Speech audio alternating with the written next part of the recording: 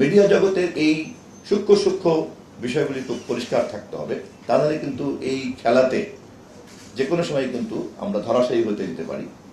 আবার আমি অতিরিক্ত ডাটা ম্যানিপুলেট করতে গিয়ে দেখা যায় যে নানান রকম কিন্তু সমস্যা হয়ে যেতে পারে। ফলে যেমন আমি একটা উদাহরণ দিয়ে বুঝাচ্ছি আপনাদেরকে, নিশ্চয়ই আপনারা জানেন, তারপর আমি কথার সুবিধার্থে আবার তুলছি। আমাদের দেশে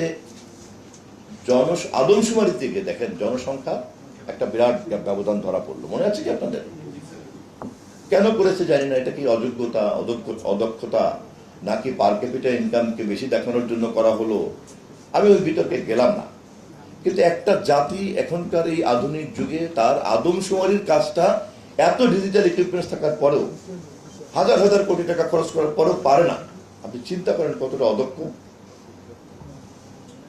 তো ডাটা মানে আপনি যদি অসৎ কাজও করতে চান, আপনাকে কিন্তু অনেস্টলি ডাটা প্রিজার্ভ করতে হবে।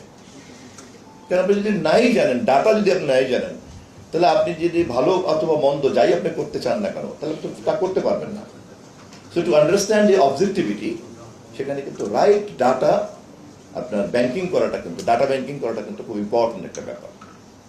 তা আপনারা পিআরও হিসাবে আপনাদেরকে কিন্তু এই ক্ষেত্রে আমাদের কাজের সঙ্গে যতটুকু সংশ্লিষ্ট, সেই সংশ্লিষ্টতার ক্ষেত্রে আমাদেরকে যে কোনো জিনিসকে চ্যালেঞ্জ করতে চাইলেও তার মধ্যে কী পরিমাণ ডাটা আছে সেটা বুঝতে হবে।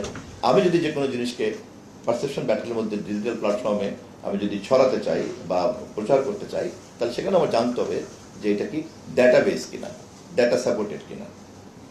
এবং এটার উপরই ভর করি আমি যদি তখন স্ট্যাটিস্টিক্সটা দাঁড় করলে দেন আমি একটা কিন্তু কম্প্যাক্ট ইনফরমেশন তৈরি করতে পারবো, যে রিলায়েবল ইনফরমেশন, এবং পিপল তখন রিলাই করতে শুরু করবে যখন সে দেখবে যাদের ইনফরমেশনের সঙ্গে ফ্যাক্টসের অনেক মিল আছে।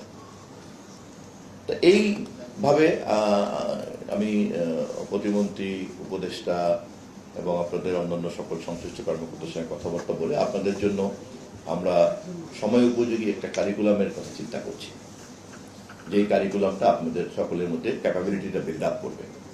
আপনারা অবশ্যই ক্যাপাবেল, বাট এটাকে আরো সময় উপযোগী করার জন্য যে নলেজগুলি খুব দ্রুত আপনার সামনে প্যাকেজ আকারে আসা দরকার, এটা দেওয়ার জন্য একটা চিন্তা আমাদের আছে। খুব যত দ্রুত সম্ভব এটা করব।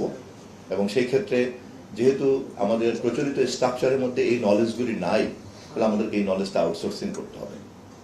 এবং তখনই আউটসোর্সিং নলেজটা যদি আপনাদের এই জনবলকে আমরা যদি ট্যাগ করে দিতে পারি, তখনই কিন্তু আপনাদের প্রত্যেকের দক্ষতা এবং ক্রিয়েটিভিটি তখন বেড়ে যাবে। আমি আজকে আর কথা বাড়াবো না। আমি সর্বশেষ এই কথা বলে আমার আজকের এই সৌজন্যতা এবং সাক্ষাৎ পর্ব শেষ করতে চাই, এবং ধন্যবাদ দেওয়ার জন্য অনুরোধ করবো পিআইও সাহেবকে, যে আমাদেরকে কিন্তু ঘন ঘন কথা বলতে হবে। তথ্য মন্ত্রণালয়কে তার সবচেয়ে বড় জনবলই কিন্তু হচ্ছে পিআইও এবং পিআরও, এবং তথ্য ক্যাডারের যে কিছুটা বলবো আমি, কিছুটা যে কি বলে লেস ব্রাইট হয়ে পড়েছে, আমি অফ দি রেকর্ড কথাটা বলছি, এটা কি কেউ রেকর্ড করবেন না, আমি মনে হয় আমার সঙ্গে আপনারা অনেকে একমত করবেন। এটা কিন্তু চট করে ব্রাইট হয়ে যেতে পারে। এবং মডার্ন ইকোসিস্টেমে ইনফরমেশনের যে ইনএভিটেবিলিটি, ইনফরমেশন ক্যাডার হিসেবে যখন আপনার ক্যাপাবিলিটিকে আপনি প্রুভ করে ফেলতে পারবেন, তখন ইনফরমেশনের ইনঅ্যাভেলেবিলিটির কারণে, ওটার অনিবার্যতার কারণেই কিন্তু আপনার পেশার অনিবার্যতাও কিন্তু তখন সরকারের কাছে অনুভূত হবে। তখন কিন্তু এই আলোচনার দরকার পড়বে না, অমুক ক্যাডার এটা করছে কেন, তমুক ক্যাডার নাই কেন, আমার এটা নাই কেন, তখন পর্যন্ত দেখা যাবে যে কার্ডে যাই হোক না কেন, যেহেতু ইনফরমেশন জগতে আমাকে ভাসতেই হবে, ফলে ইনফরমেশন ক্যাডারের এই দক্ষ জনকর্মীরা সবাই তখন ঝাঁপিয়ে পড়বে তার সেবা নেওয়ার জন্য। আপনাদের কাজের জন্য নিঃশ্বাস ফেলতে পারবেন না। আপনাদের মধ্যে কি পরিমাণ সম্ভাবনা আছে, তথ্য মন্ত্রণালয়ের কি পরিমাণ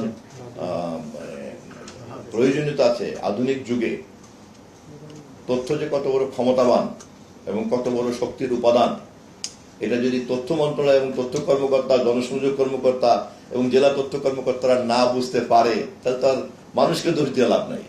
বুঝতে পারলে পরে এখনকার যুগে দৈত্যের যে ক্ষমতা, তথ্য ধারক এবং তথ্য প্রচারকের সেই ক্ষমতা। ধন্যবাদ।